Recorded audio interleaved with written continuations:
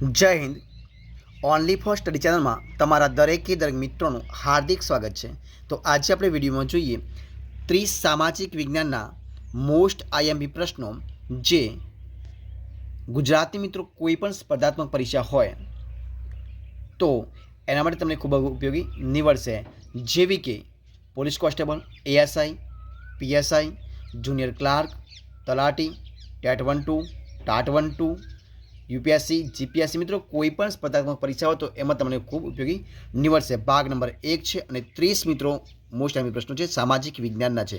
તો વિડીયો પૂરેપૂરો જોજો. શરૂઆત કરીએ પ્રશ્નોથી.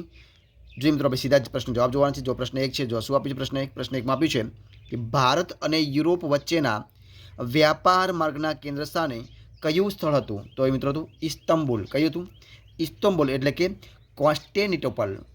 બીજો પ્રશ્ન, ઈસવીસન 1453માં કોન્સ્ટેન્ટિનોપલ કોણે જીતી લીધું મિત્રો? તો એ જીત્યું હતું તુર્ક મુસલમાનોએ. કોને? તુર્ક મુસલમાનોએ જીતી લીધું હતું.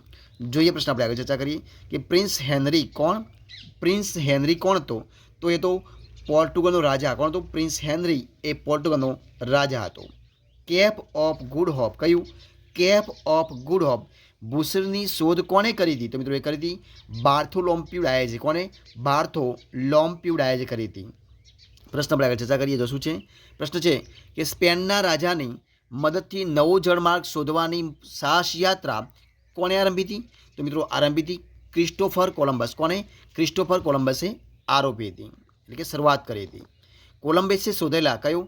કોલંબસે શોધેલા નવા પ્રદેશની સ્પષ્ટતા કોણે કરી? તો અમેરિગો વેસ્પુચીએ. કોણે કરી હતી? અમેરિગો વેસ્પુચીએ. ભારત આવવાનો નવો જળમાર્ગ કોણે શોધ્યો હતો? તે શોધ્યો હતો વાસ્કો ગામાએ. કોણે? વાસ્કો ડી ગામાએ શોધ્યો હતો. જોઈએ પ્રશ્ન આગળ કે વાસ્કો દ ગામા કોણ? વાસ્કો દ ગામા ભારતના કયા બંદરે આવી પહોંચ્યો હતો? તો કાલિકટ બંદર. મિત્રો કયું બંદર? કાલિકટ બંદરે આવી પહોંચ્યો હતો. કાલિકટના રાજાનું નામ શું હતું? તો સામુદ્રિક એનું નામ હતું, એટલે કે રાજા જામોરીન. શું નામ હતું? જામોરીન, એટલે કે સામુદ્રિક રાજા જામોરીન નામ હતું. જોઈએ ભારતમાં વેપાર કરવા સૌપ્રથમ કઈ પ્રજા આવી હતી? તો મિત્રો આવી હતી પોર્ટુગીઝ, એટલે કે ફિરંગીઓ આવ્યા હતા. કોણ?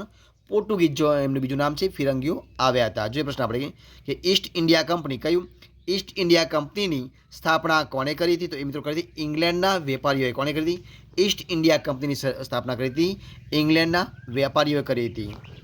ઇંગ્લેન્ડના કયા શાસકે ઈસ્ટ ઇન્ડિયા કંપનીને પૂર્વ દેશો સાથે વેપાર કરવાનો પરવાનો આપ્યો હતો? તો રાણી ઇલિઝાબેથે. કોણ મિત્રો આપ્યો હતો? રાણી ઇલિઝાબેથે આપ્યો હતો.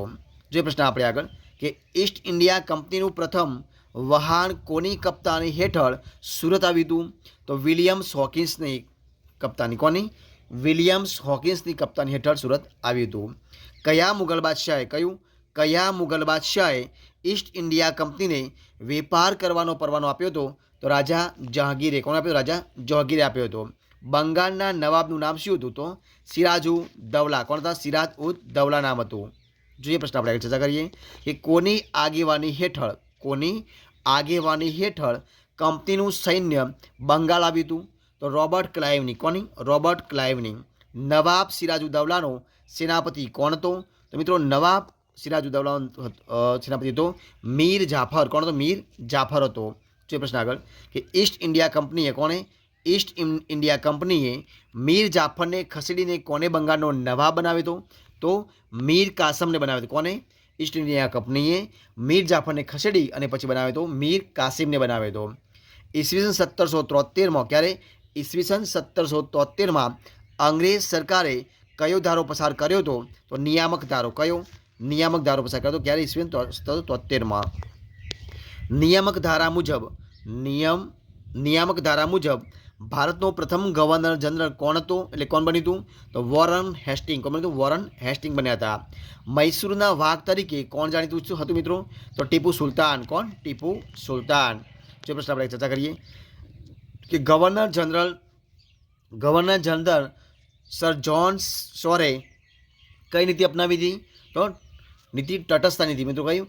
તટસ્થતાની નીતિ અપનાવી હતી. પ્રશ્ન આપણે ચર્ચા કરીએ કે ગવર્નર જનરલ વેલેસ્લીએ કઈ યોજના દાખલ કરી હતી? તો સહકારી સૈન્ય યોજના દાખલ કરી હતી. કઈ યોજના મીઠા ઝેર સમાન હતી?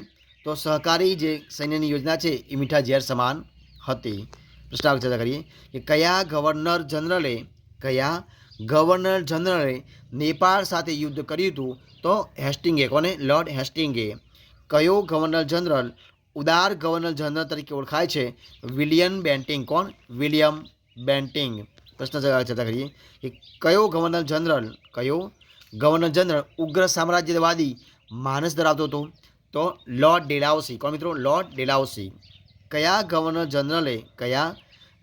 જનરલે જીત, જપ્તી અને ખાલસા, 3 વાક્યો કયા છે? કયા ગવર્નર જનરલે જીત હાંસલ કરવી, જપ્તી કરી બધું અને ખાલસા કરવું, એટલે કે જીત, જપ્તી અને ખાલસા નીતિ અપનાવી હતી? તો લોર્ડ ડેલાઉસી. કોને? લોર્ડ ડેલાઉસી આ નીતિ અપનાવી હતી. પ્રશ્ન આગળ ચર્ચા કરીએ. જો શું છે પ્રશ્ન કે કયા ગવર્નર જનરલના સમયમાં ભારત અને ઇંગ્લેન્ડ વચ્ચે તાર વ્યવહાર શરૂ થયો હતો?